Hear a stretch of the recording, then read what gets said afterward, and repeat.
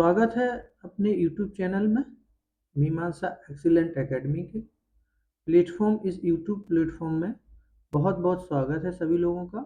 और आज हम लोग पढ़ेंगे भारत संसाधन एवं उपयोग। यानी आज हम अभी तक हमने क्लास 9th की ज्योग्राफी की सभी लेसनों को कंप्लीट किया और एक एक उससे बनने वाले प्रश्नों को भी देखा और जो महत्वपूर्ण पॉइंट थे उनको भी हम लोगों ने बहुत ही ध्यानपूर्वक पढ़ा। अब हम आज से जो स्टार्ट करते हैं जो कि क्लास 10th की ज्योग्राफी से है और वो भी लेसन नंबर फर्स्ट। जैसे कि हमने अभी तक क्लास 9th की ज्योग्राफी को एक एक पॉइंटों के साथ बहुत ही बारीकी से समझा। जिसने नहीं वीडियो देखा है वो तो देख सकते हैं हमारी प्ले लिस्ट में। और ऐसे ही अब हम क्लास 10th की बुक्स को एक एक लेसन वाइज एक एक इसके पॉइंट को और सभी इससे बनने वाले सभी क्वेश्चनों को बहुत ही ध्यानपूर्वक पढ़ेंगे, समझेंगे और लर्न भी करेंगे। तो अब हम स्टार्ट करते हैं यूनिट फर्स्ट से। और यूनिट फर्स्ट में सबसे पहले हम लोग देखेंगे पहला लेसन रहेगा जो कि भारत में संसाधन एवं उसके उपयोग यानी रिसोर्सेज एंड उसके यूजेस क्या है उनके बारे में हम लोग समझेंगे। और इसके जो महत्वपूर्ण प्रश्न पॉइंट होंगे उनको हम लोग थोड़ा गहराई से समझेंगे, डीपली पढ़ेंगे और जो थोड़ी सी समझने की वाली बात होगी उसे थोड़ा स्पीड से चलेंगे। तो सबसे पहले हम लोग देखेंगे संसाधन का महत्व क्या है। जैसा कि हम लोग जानते हैं कि संसाधन का जो महत्व है, जीवन में अनेक वस्तुओं का जब हम उपयोग करते हैं और उपयोग में आने वाली ये सभी वस्तुएं जो हैं वो संसाधन कहलाती हैं।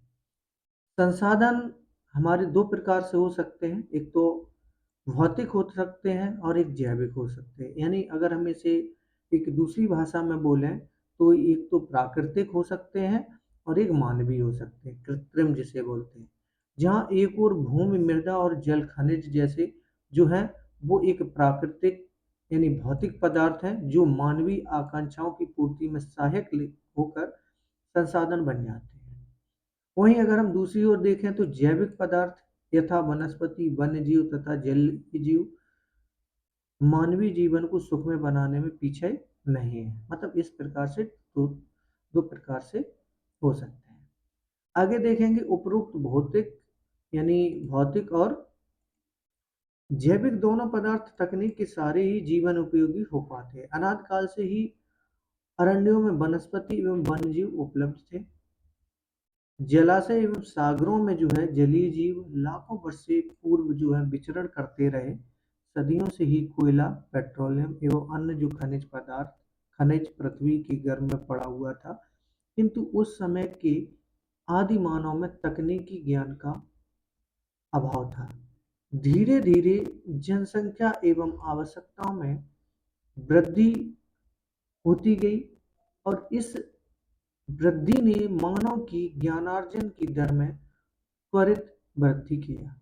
इतना ही नहीं, आदि मानव तकनीक को पाकर ज्ञानी मानव भी बन गया।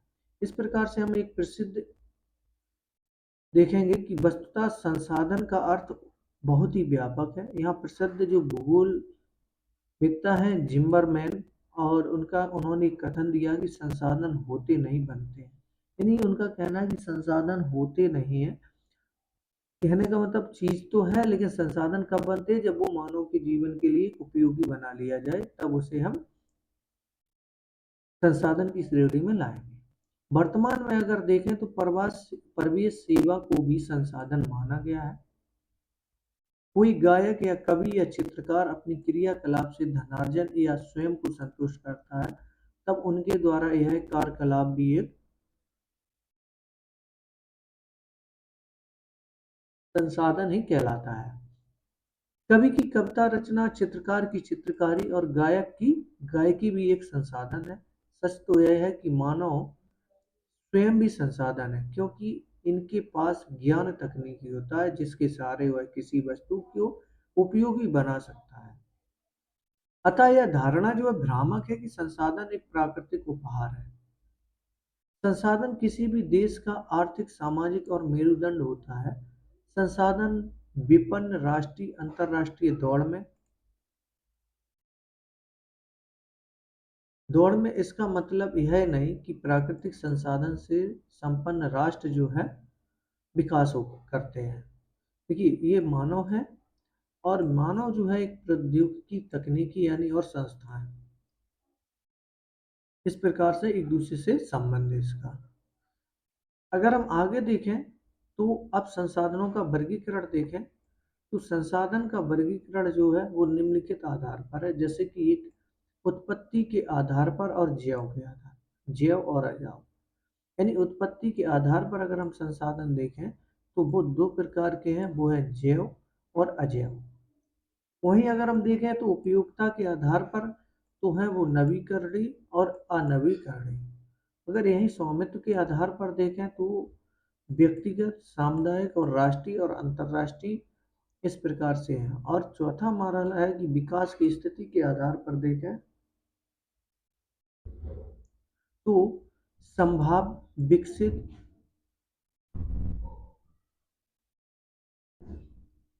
भंडार और संचित, ये जो है इनके प्रकार हैं संसाधन के। तो संसाधन को मुख्यतः चार भागों में बांटा गया, जो कि उत्पत्ति, उपयोगिता और स्वामित्व तथा विकास के आधार पर। अब अगर हम देखें इसमें कि दिए गए चार्ट की मदद से अगर संसाधन समझें तो संसाधन दो प्रकार से, जैसे प्राकृतिक और मानवीय, जैसा कि मैंने बताया।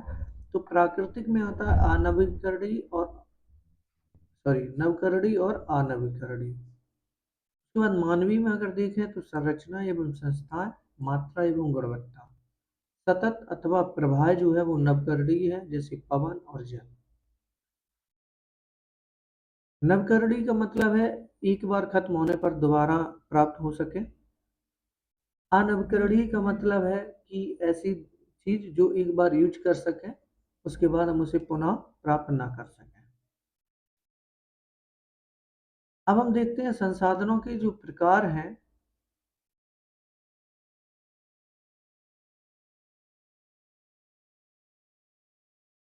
तो वो है उत्पत्ति के आधार पर हम देखें तो संसाधन दो प्रकार के, एक जैव संसाधन, ऐसे संसाधन की प्राप्ति जो जैव मंडल से होती है, इनमें सजीव के सभी लक्षण मौजूद हैं, जैसे मनुष्य, वनस्पति, मत्स्य, पशुधन एवं अन्य प्राणी समुदाय।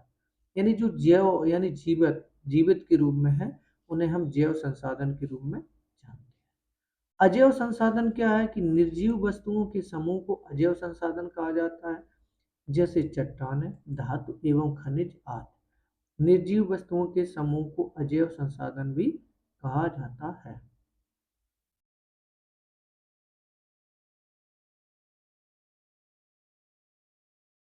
चलिए अब हम बात करेंगे उपयोगिता के आधार पर संसाधन के दो वर्ग।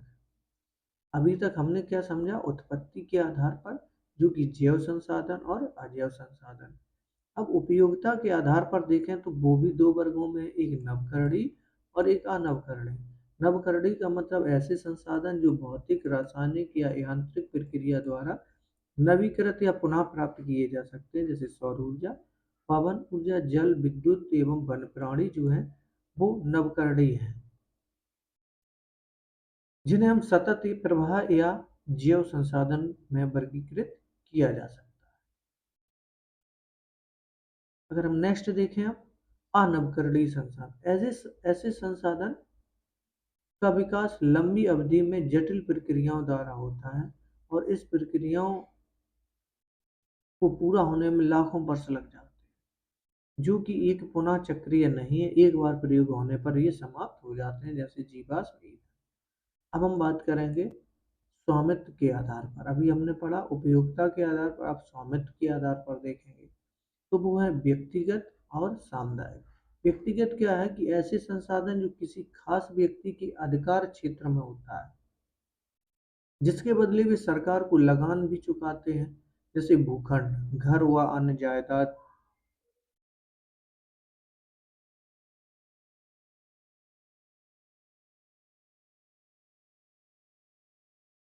जिस पर लोगों का निजी स्वामित्व होता है, जैसे बाग बगीचा, तालाब, कुआं इत्यादि भी ऐसे संसाधन हैं।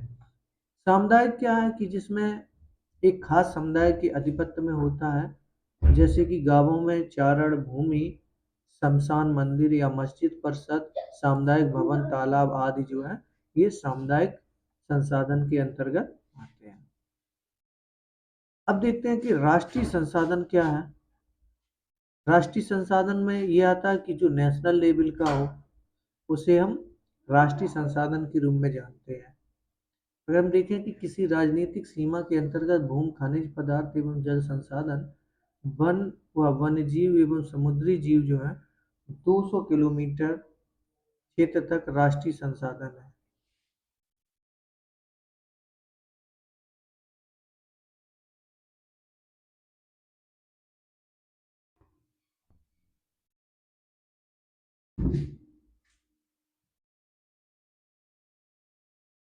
इसमें अगर हम देखें तो राष्ट्रीय में कानूनी तौर पर देश या राष्ट्र के अंतर्गत सभी उपलब्ध संसाधन जो है वो राष्ट्रीय है। देश की सरकार को वैधानिक हक है कि व्यक्तिगत संसाधनों का अधिग्रहण आम जनता के हित में कर सकते हैं।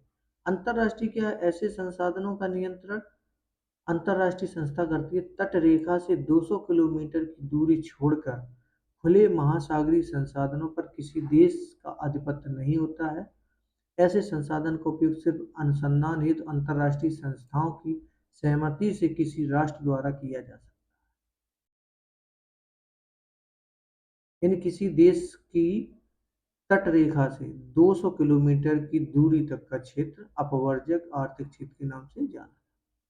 अब बात करेंगे विकास स्तर पर, लास्ट है, जो कि है संभावी संसाधन। संभावी का मतलब होता है कि ऐसे संसाधन जो किसी क्षेत्र विशेष में मौजूद होते हैं और जैसे ही उपयोग में लाए जाने की संभावना रहती है, तो इसका उपयोग अभी तक नहीं किया गया है। जैसे हिमालय क्षेत्र का खनिज, जिनका उत्खनन अधिक गहराई में होने के कारण दुर्गम एवं महंगा है। उसी प्रकार राजस्थान एवं गुजरात क्षेत्र में पवन और सौर ऊर्जा की असीम संभावना है, परंतु अभी तक इनका सही रूप से विकास नहीं हो पाया। अब बात करते हैं विकसित संसाधन। ऐसे संसाधन जिनका सर्वेक्षणोपरांत उपयोग हेतु मात्रा एवं गुणवत्ता का निर्धारण हो चुका है। गुजरात के भुज और सौर ऊर्जा का आधुनिक उपकरण बड़े स्तर पर लगाया जा रहा है। यानी गुजरात के भुज में जो है सौर ऊर्जा का आधुनिक जो है बड़े हित में लगाया जा रहा है। अब बात करते हैं भंडार संसाधन की। ऐसे संसाधन पर्यावरण उपलब्ध होते हैं जो मानवीय आवश्यकताओं की पूर्ति में सक्षम है। जैसे अगर हम बात करें जल, हाइड्रोजन एवं ऑक्सीजन का यौगिक, जिसमें ऊर्जा उत्पादन की असीम क्षमता व छिपी हुई, लेकिन उच्च तकनीक के अभाव में ऐसे संसाधनों का उपयोग नहीं कर पा रहे। संचित कुछ संसाधन क्या है कि वास्तव में ऐसे संसाधन भंडार संसाधन ही अंश हैं, जैसे उपलब्ध तकनीकी आधार पर प्रयोग में लाया जा सकता है। इनका तत्काल उपयोग प्रारंभ नहीं हुआ है। यह भविष्य की पूंजी, नदी जल भविष्य में जल विद्युत उत्पन्न करने में उपयोग हो सकते हैं। वर्तमान में इसका उपयोग अत्यंत ही सीमित है। ऐसे संसाधन वनों में या बांधों में जल के रूप में संचित है। अब बात करते हैं संसाधन नियोजन में। प्रदेश के अंदर पाए जाने वाले खनिजों के उत्खनन एवं भंडार क्षेत्र की सूची तैयार। संसाधनों का विवेकपूर्ण उपयोग ही संसाधन नियोजन है। यानी विवेकपूर्ण संसाधन नियोजन यानी संसाधन नियोजन क्या है? जिसका एक जरूरत पर ही उनका उपयोग करना ही एक संसाधन नियोजन है।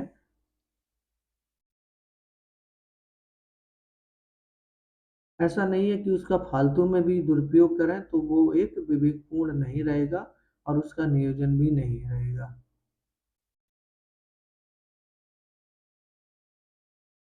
राजस्थान में सौर ऊर्जा के साथ साथ पवन ऊर्जा की भी एक प्रचुरता है और अरुणाचल प्रदेश में जल संसाधन प्रचुर मात्रा में उपलब्ध है, परंतु कतिपय कारणों से उसका विकास नहीं हो पाया है। अब हम देखते हैं भारत में संसाधन नियोजन। संसाधन नियोजन एक जटिल प्रक्रिया, इसके लिए आवश्यक क्रियाकलाप की आवश्यकता होती है। ये क्रियाकलाप जो है संसाधन नियोजन के सोपान होते हैं। इन सोपानों के सहारे किसी देश के उपलब्ध संसाधन का सदुपयोग कर उस देश की उन्नति का मार्ग जो है प्रशस्त किया जा सकता है।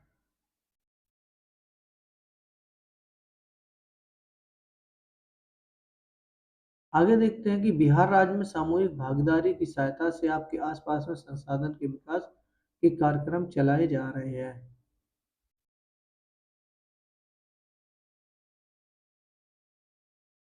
अब हम देखते हैं संसाधनों का संरक्षण क्या है। सभ्यता एवं संस्कृति के विकास में संसाधनों की अहम भूमिका होती है, किंतु संसाधनों का अविवेकपूर्ण या अतिशय उपयोग विविध प्रकार की सामाजिक, आर्थिक, सांस्कृतिक एवं पर्यावरणीय समस्याओं को जन्म दे सकते हैं। एक महान दार्शनिक हुए थे जिन्हों एवं चिंतक थे महात्मा गांधी के विचार प्रसंग। उन्होंने कहा था कि हमारे पास पेट करने के लिए बहुत कुछ है, लेकिन पेटी करने के लिए नहीं है। यानी पेट के लिए तो बहुत कुछ है, लेकिन उसे बचाने के लिए कुछ भी नहीं है। मेधा पाटकर का बहुत ही महत्वपूर्ण पॉइंट है। मेधा पाटकर नर्मदा बचाओ अभियान, यानी मेधा पाटकर जी ने योजना चलाई थी नर्मदा बचाओ अभियान। सुंदरलाल बहुगुणा ने चलाया था चिपको आंदोलन एवं संदीप पांडे द्वारा वर्षा जल संचय पर कृषि भूमि का विस्तार जो है संसाधन संरक्षण की दिशा में अत्यंत सराहनीय कदम था। तो नर्मदा बचाओ अभियान किसने? मेधा पाटकर ने चलाया था और सुंदरलाल बहुगुणा को चिपको आंदोलन के लिए चलाया गया था। चलिए आगे हम पढ़ते हैं। यानी महात्मा गांधी ने कौन सा दिया था उपदेश कि हमारे पास पेट भरने के लिए तो बहुत कुछ है, लेकिन पेटी भरने के लिए कुछ भी नहीं है। मानव एवं तकनीक की शोषणात्मक दोहन प्रवृत्ति डाकुओं की अर्थव्यवस्था रोवर इकोनॉमी कहा जा सकता है। गांधी जी मशीन द्वारा उत्पादन के घोर विरोधी थे। वे बड़े जन समुदाय द्वारा उत्पादों के उत्पादन के समर्थक, जैसे एक बड़ी आबादी को बेरोजगार जैसे सामाजिक कोण से बचाया जा सके। उनका मानना था कि प्रक्रिया की कार्यदक्षता में विकास की वृद्धि और संसाधनों के दोहन पर विराम लग सकेगा। चलिए अब हम बात करते हैं संसाधन एवं संरक्षण हेतु अंतरराष्ट्रीय स्तर पर।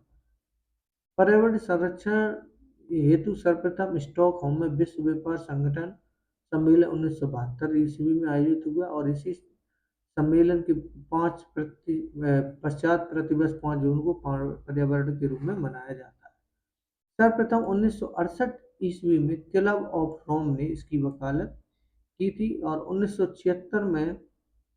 1974 ईस्वी में शमशेर की पुस्तक स्मॉल एज ब्यूटीफुल में इससे संबंधित गांधी जी के विचार विकसित हुए।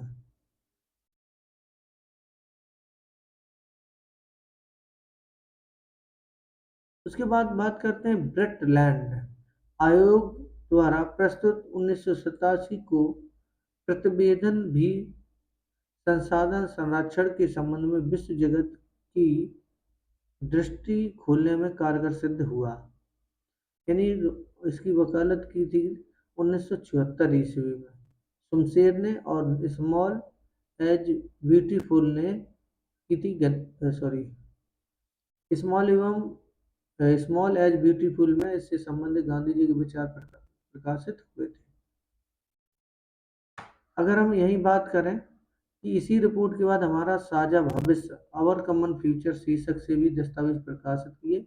रियो डी जेनरो 1992 ईस्वी में, जो कि ब्राजील के रहने वाले थे, 1992 ईस्वी में आयोजित पृथ्वी सम्मेलन भी इस संदर्भ में एक सुनिश्चित प्रयास था। उन्होंने 1997 ईस्वी में न्यूयॉर्क के द्वितीय पृथ्वी सम्मेलन तथा 2002 में जोहान्स आयोजित तृतीय पृथ्वी सम्मेलन संसाधन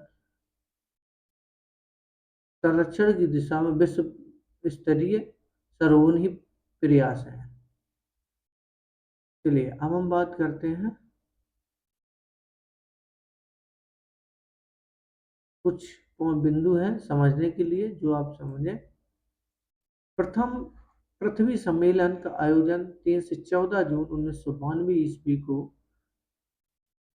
रियो डी जेनेरो में हुआ। यानी पृथ्वी का सम्मेलन जो है 3 से 14 जून के बीच में 1992 को रियो डी जेनेवा में किया गया, जिसमें विकसित एवं विकासशील देशों के लगभग 178 प्रतिनिधियों ने भाग लिया और इस सम्मेलन में ग्लोबल वार्मिंग, वन संरक्षण, जैव विविधता कार्यक्रम 21 एवं रियो के 21 एवं रियो घोषणा पत्र पर समझौता जो है वो किए गए। अब हम बात करेंगे कार्यक्रम 21, एजेंडा 21, संयुक्त राष्ट्र पर्यावरण और विकास यूएनसीईडी के तत्वाधान में रियो डी जेनेरो सम्मेलन में राष्ट्राध्यक्षों द्वारा स्वीकृत 8000 पृष्ठीय एक घोषणा पत्र है, जिसमें सतत विकास को प्राप्त करने के लिए 21 को करें स्वीकृत किया गया। इस एजेंडा 21 को गठित करने हेतु सभी देशों को निर्देश दिए गए कि इस पर होने वाले खर्च के वहन हेतु विश्व पर्यावरण कोष की स्थापना की गई है।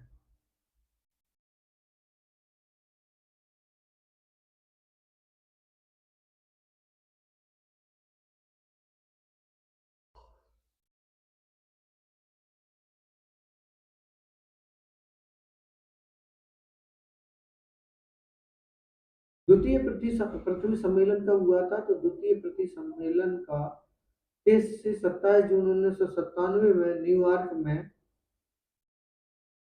प्रथम सम्मेलन की मूल्यांकन के लिए 5 वर्ष आयोजित हुआ। इसे 5+5 सम्मेलन भी कहा जाता है। अब बात करते हैं क्योटो सम्मेलन। दिसंबर 1997 में पृथ्वी को ग्लोबल वार्मिंग से बचाने के लिए जापान के क्योटो में सम्मेलन आयोजित हुए, जिसमें 159 देशों ने भाग लिया। इसमें 6 गैसों जैसे CO2, मीथेन, NO2, HFC पर फ्लोरोकार्बन, सल्फर हेक्साक्लोराइड एवं ग्लोबल वार्मिंग के लिए जिम्मेदार मानते हुए इसका उपयोग में कटौती सहमति बनी, जहां यूरोपीय संघ ग्रीन हाउस गैसों के उत्सर्जन में 8% संयुक्त राज्य अमेरिका, 7% जापान, 6% की कटौती पर सहमत हुए। इसे मॉन्ट्रियल समझौता 1987 का विस्तार भी माना जा सकता है। इस सम्मेलन को विश्व पर्यावरण सम्मेलन एवं ग्रीन हाउस सम्मेलन के नाम से जानते हैं।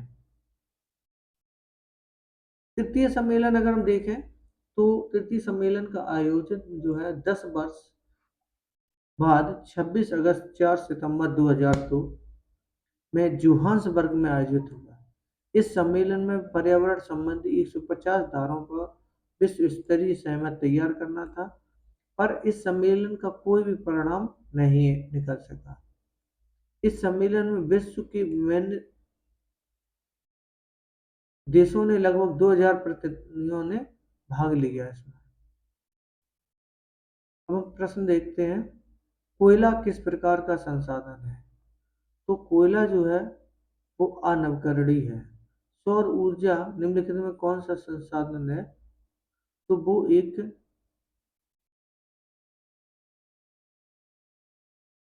पुनः प्रयोग बी नंबर। तट रेखा के कितने किलोमीटर क्षेत्र का अपवार्जिक आर्थिक क्षेत्र है? वो तो 200 किलोमीटर है।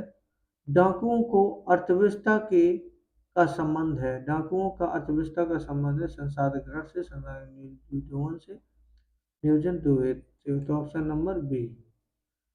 समुद्र क्षेत्र में राजनीतिक सीमा कितने किलोमीटर क्षेत्र राष्ट्रीय संपदा नियत है? समुद्री क्षेत्र में राजनीतिक सीमा की कितने किलोमीटर तक राष्ट्रीय संपदा नियत है?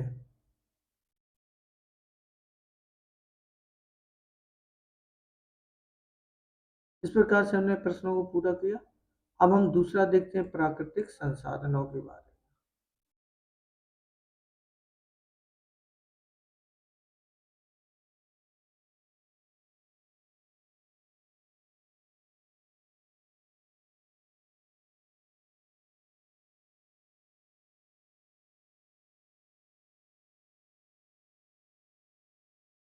प्राकृतिक संसाधन क्या है? जिसे का नंबर भूमि संसाधन देखते हैं।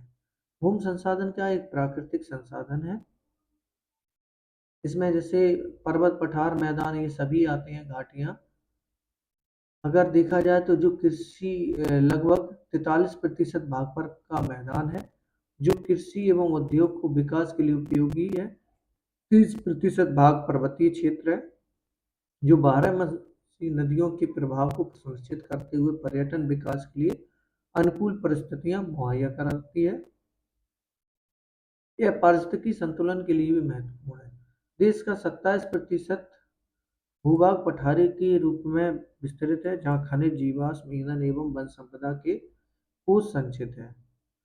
अगर वही बात करें ना मृदा निर्माण की, तो मृदा परितंत्र का एक महत्वपूर्ण घटक है, जो असंगठित पदार्थों से निर्मित है। मृदा निर्माण के जो मुख्य कारक हैं, जैसे उच्चाभिच एवं धराकृति, मूल, शैल एवं चट्टान, जलवायु, वनस्पति, जैव पदार्थ, खनिज कण, समय, ये सब क्या है, मृदा के निर्माण के घटक हैं।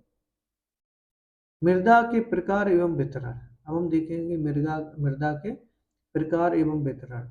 तो सबसे पहले हम देखेंगे यहाँ 6 प्रकार के प्रमुख मृदा है जो विकसित हुई है। भूमि संसाधन की गुणवत्ता के आधार पर है, इनका वर्णन क्रमशः किया जा रहा है।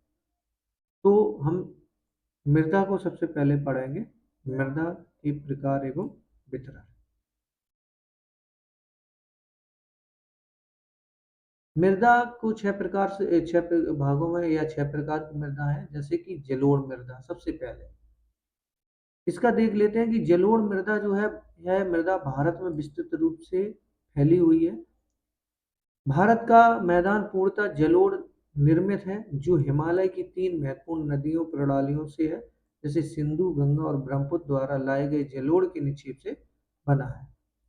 राजस्थान एवं गुजरात में भी एक सक्रिय पट्टी के रूप में इस मृदा का प्रसार है। पूर्वी तटीय मैदान स्थित महानदी, गोदावरी, कृष्णा और कावेरी नदियों द्वारा निर्मित डेल्टा का भी निर्माण जलोढ़ से ही जुड़ा है। कुल मिलाकर भारत में लगभग 6.4 करोड़ हेक्टेयर क्षेत्र पर जलोढ़ जो मृदा है वो फैली हुई है।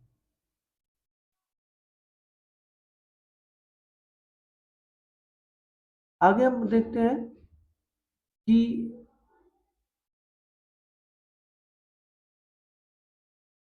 जलोढ़ मिट्टी का गठन बालू, सिल्ट एवं मृत्तिका के विभिन्न अनुपात से होता है।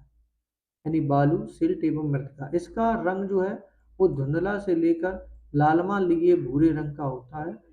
इस मृदा के कण नदी मुहाने में घाटी के ऊपर क्रमशः बड़े होते हैं।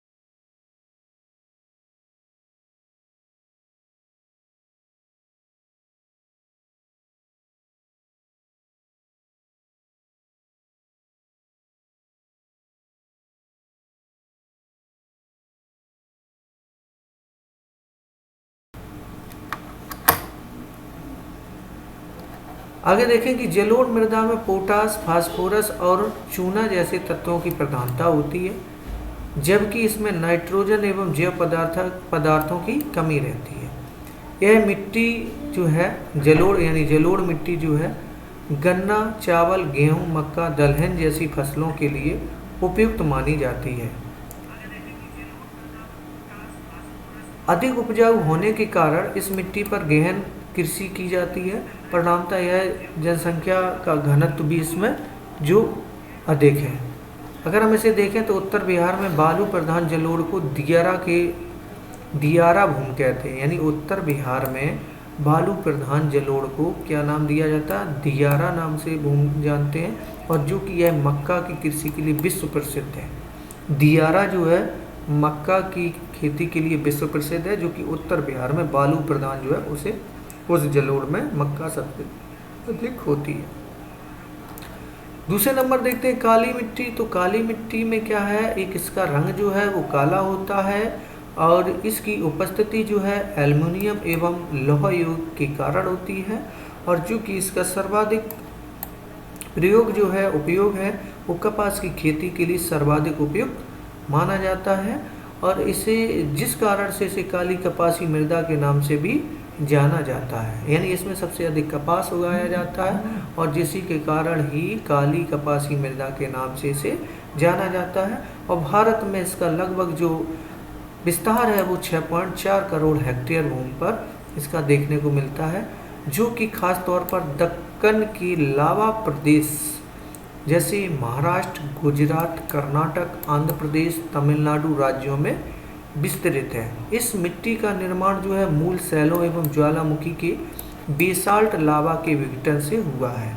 इस मृदा का स्थानीय नाम अगर देखें तो वो उसे हम रैगुर नाम से जानते हैं। रैगुर नाम से काली मिट्टी को भी जाना जाता है और इसकी जो खेती है इसमें कपास सबसे ज़्यादा उगाया जाता है। इसके अतिरिक्त भी इसमें है जैसे गन्ना, प्याज, गेहूं और फलों की भी खेती अनुकूल मानी जाती है। अब हम बात करते हैं, तीसरे नंबर आती है लाल एवं पीली मृदा।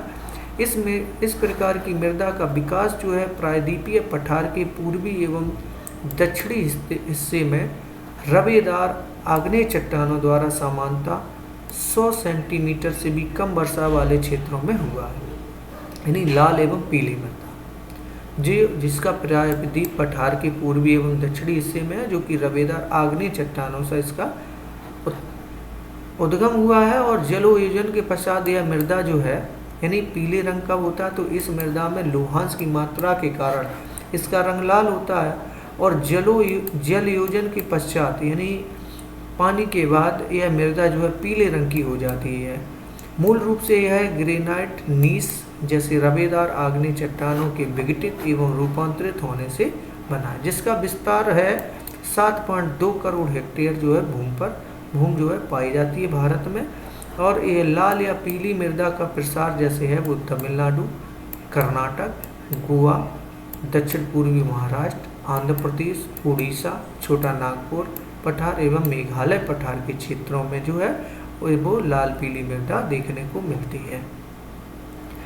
इसमें उर्वरकों का उपयोग कर इसकी उत्पादकता को बढ़ाया जा सकता है और इस मृदा में सिंचाई की व्यवस्था कर चावल, ज्वार बाजरा, मक्का, मूंगफली, तंबाकू और फलों का भी उत्पादन किया जाता है। अब बात करते हैं 4 नंबर लैटेराइट मृदा। तो लैटेराइट शब्द की उत्पत्ति जो है वो ग्रीक भाषा के एक लेटर शब्द से हुई है, जिसका शाब्दिक अर्थ होता है ईंट। और इस प्रकार की मिट्टी की विकास उच्च तापमान एवं अत्यधिक वर्षा वाले क्षेत्रों में हुआ है। भारत में इस मृदा का जो विस्तार है 1.3 करोड़ हेक्टेयर है और यह जो है ऋतुभर भारी वर्षा से ऊंची सपाट अपर्दित सतहों पर मृदा पाई जाती है। यह जो मृदा है वो तीव्र निछालन यानी लीचिंग का परिणाम है, जिसमें ह्यूम्स की मात्रा नगण्य यानी ना के बराबर होती है।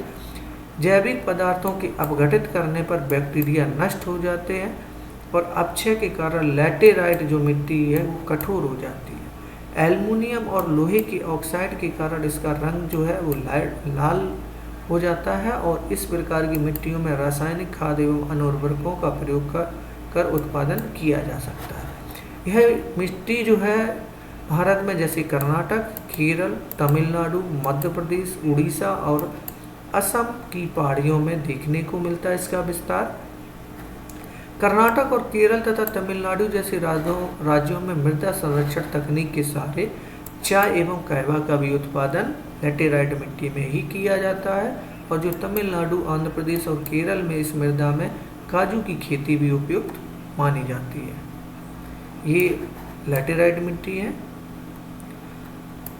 5 नंबर है मरुस्थलीय मृदा। मरुस्थलीय मृदा जैसा कि नाम से पता चलता है यह राजस्थान में इसका सबसे ज़्यादा विस्तार देखने को मिलता है और इस प्रकार जो मिट्टी है लंबी शुष्क ऋतु, अल्प वर्षा, ह्यूम्स रहित बलुई मिट्टी वाले क्षेत्रों में विकसित है। इस मृदा में संतरों का विकास काफ़ी कम पाया जाता है। रासायनिक अपक्षय अत्यंत सीमित होता है। इस मृदा का रंग भी लाल, हल्का भूरा और इस प्रकार की मृदा जो है पश्चिमी राजस्थान, सौराष्ट्र, कच्छ पश्चिमी, हरियाणा और दक्षिणी पश्चिमी में पाया जाता है। इसमें उर्वरक खनिज का अभाव पाया जाता है, किंतु सिंचाई की व्यवस्था कर कपास, चावल, गेहूं का भी उत्पादन किया जा सकता है। लास्ट देखते हैं पर्वतीय मृदा। तो इस प्रकार की मृदाएं जो है पर्वतीय और पहाड़ी क्षेत्रों में देखने को मिलती है, जहां पर्याप्त वर्षावन पाए जाते हैं, जहां पर पर्याप्त वर्षावन पाए जाते हैं। और यह मृदा जो है वो जटिल विविधता वाली होती है, यानी जो पर्वतीय मृदा है जहाँ पर पर्याप्त वर्षावन पाए जाते हैं, यानी पर्वतीय और पहाड़ी क्षेत्रों में देखने को मिलती है। नदी घाटियों में जलोढ़ मृदा एवं ऊंचे भागों में मोटे कणों वाली अपरपक्व मृदा के रूप में पाई जाती है। भू आकृतिक, वानस्पतिक और जलवायविक दशाओं में पर्याप्त जटिलता जो है हमें देखने को मिलती है, एवं विविधता के कारण यहाँ एक ही प्रकार की मृदा बड़े बड़े क्षेत्र नहीं मिलते हैं। तो इसमें जो है अगर हम देखें तो फलों के बागान, ढलानों पर फलों के बागान, नदी घाटी में चावल एवं आलू का लगभग सभी क्षेत्रों में उत्पादन किया जाता है। तो पर्वतीय मृदा में सबसे ज़्यादा हम देखते हैं तो फलों का बागान हमें देखने को मिलता है। जैसा कि हम अगर देखना चाहें इस मैप के अनुसार, तो इस मैप में भारत की जो है सबसे पहले अगर हम देखना चाहें तो ये जो हमें यहाँ पर दिखते हैं ये पर्वतीय यानी पर्वत और वन है, और ये हमें जो दिख रही है ये इसमें जलोढ़ मिट्टी पाई जाती है। जितनी ये रेड कलर से ये लाल पीली मिट्टी है, इसे हम पर्वतीय, जो ये हमें ग्रीन दिख रही है इसे हम पर्वतीय मिट्टी के नाम से भी जान सकते हैं। ठीक है, इसमें पर्वत और वन है।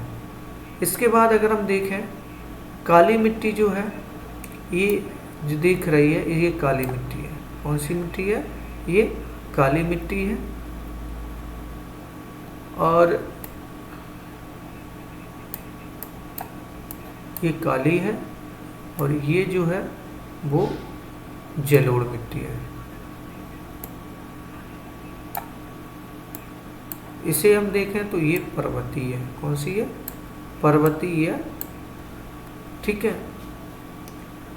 उसके बाद अगर हम देखें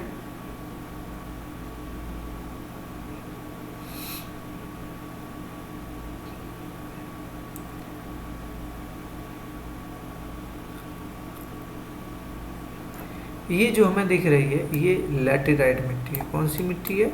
लैटेराइट मिट्टी है। और ये जो हमारी दिख रही है इसको ये भी लैटेराइट, जिसे हम शुष्क भी बोल सकते हैं, यहाँ पर ये मिट्टी हमें देखने को मिलेगी।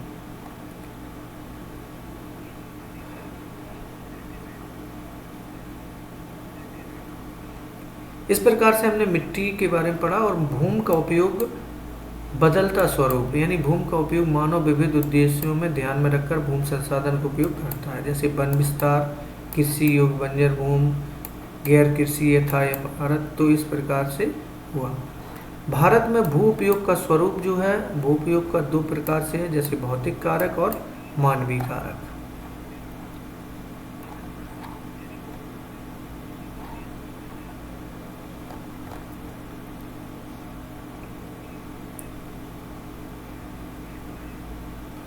भौतिक कारकों के अंतर्गत भू आकृति, जलवायु तथा मृदा को सम्मिलित किया जाता है, जबकि मानवीय कारकों के अंतर्गत जनसंख्या, घनत्व और प्रौद्योगिकी क्षमता, संस्कृति एवं परंपरा इत्यादि शामिल किया जाता है। इस प्रकार से हमने मिट्टी के बारे में बहुत ही ध्यानपूर्वक पढ़ा और इससे बनने वाले प्रश्नों को भी ध्यान से देखा और पॉइंटों को भी। अगर वीडियो आपको पसंद आ रही तो प्लीज़ लाइक करें, और ऐसे ही वीडियो देखने के लिए चैनल को सब्सक्राइब करें और बेल आइकन भी प्रेस करें।